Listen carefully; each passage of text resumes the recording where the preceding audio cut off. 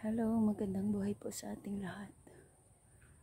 Guys, may ano na pala talaga yung saging ng aking kapatid ay mahinog.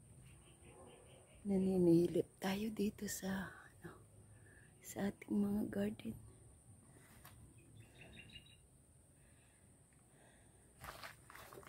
Tingnan natin.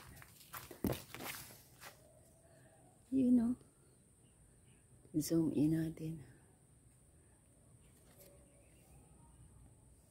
Ang laking bubig ng saba. May hinog na. Yan. Pero unti-unti yung inuubos ng daga. Kaso hindi lang niya kayang ubusin. Yan, may hinog na. Yan. Sa kapatid ko yan. At dito naman ay papaya. Sobrang taas niyan. Ayan, dyan sa ang ilalim niyan ay gabi. May ikikwento nga pala po ako sa inyo about dito sa gabi na ganito, yung taro. So, may upuan po ako dito at dito po ako upo. Ayan. Itong gabing to na taro ay yung pala niyan, yung steam na tinatawag, yung paklang. Pwede pala yan gulayin. Pakita ko sa inyo. So, ito, pwede pala ito gulayin. Putulin lang ito dito. Yan. Ito, putulin lang. Kuhanin yung leaves. Itong steam lang yan. At ihawin. Putol-putulin ng mga tig-isang dangkal. Yan. Putulin ng tig-isang dangkal at ihawin nyo po. Katulad ng talong na iniihaw. Pagkatapos, pwede nyong balatan. Pag nabalatan na, ay pwedeng gawing torta. Nyo sa itlog, itorta nyo at prituhin. So, yan lang po, yung nakita ko. Pwede pala yan, kaso ako, hindi ko pwedeng isampol sa inyo kasi, hindi ko pwedeng lutuin kasi may allergy ako sa gabi. Pero, even though na may allergy ako sa gabi, ay nagtanim po ako ng gabi na yung naglalaman. So, pwede pala po yan gawing ensalada. Pwede rin, may maalat na itlog at kamatis at sibuyas, yan, gawin din nyo, pwede rin, at torta, parang talong siya, yan, pwede, at pwede rin yung, yun nga, torta, pwede. So, yun lang nalaman ko dyan sa ating gabi na taro, kasi, yung naglalaman na nila, pwede mong lagain, or pwede mong ilagay sa sinigang baboy. Yan. Naalala ko, ang natikman ko pong sinigang baboy na pagkasarap-sarap na hindi ko makalimutan ay yung luto ng ate ko.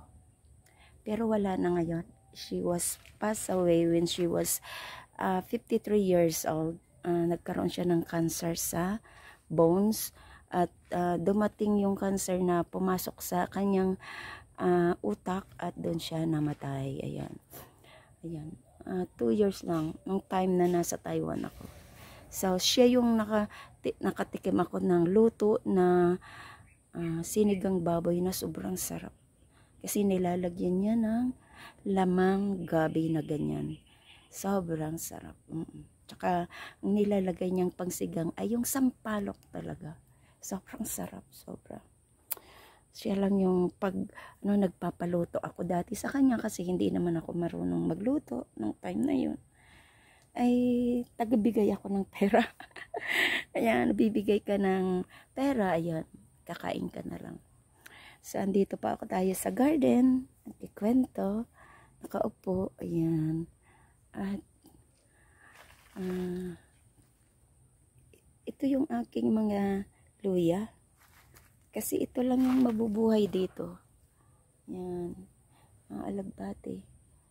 Hindi na kasi ako nagtatanim. Kaninang umaga, gustong gusto ko talaga dito pumunta sa aking garden. Nanguha na naman ako ng paklang ng saging at dyan ko na naman tinanggalan ko yung bunga dito ng saging. Yan, na may puso. Paano na to? Isang buwig. Ito'y saging na, what's this? Lagay ko nga dito ang puan. May puan ako dito eh. Yan. Ito'y saging na utungan. Yan. Ayan, ayan. Ito'y saging na utungan. Ayan. Madilim ba? Madilim. Ayan. Yan. Yan. Madilim siya. Yan. So, siya yung tinanggalan ko dito ng mga dahon at tinambak dito sa tapos yung mga papaya na medyo hindi na mabubuhay, tinanggal ko at naglinis po ako dito. Yan. Sa umaga. Hindi pa ako nakaalmusal, andito na ako. At dito din, ganon din.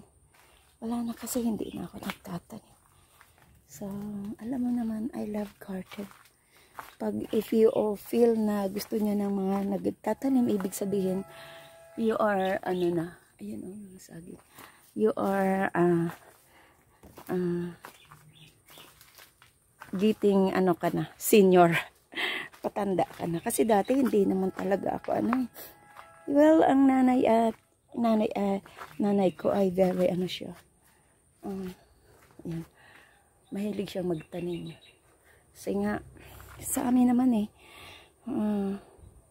kung may lupa ka at masipag ka lang, walang gutom sa masbate. So, lawak ng lupa ay doon ng magulang ko. Kaya, farmer talaga sila. Ayan, farmer. May mga tauhan naman na nagsasaka doon. Ayan.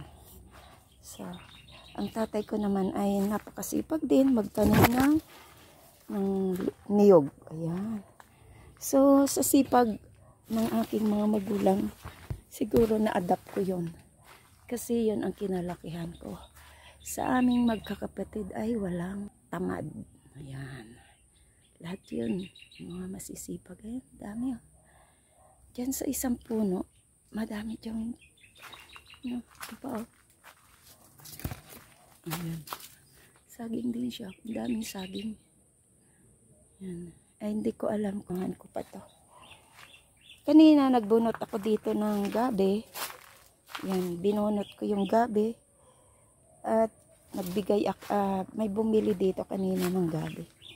Sabi ko, magkano bibilin mo? 20 lang ate. Binigyan ko na, kasama laman. Napakalaki na nun. Mga kalabas, mga ako dito. Alagbati. Yan, alagbati.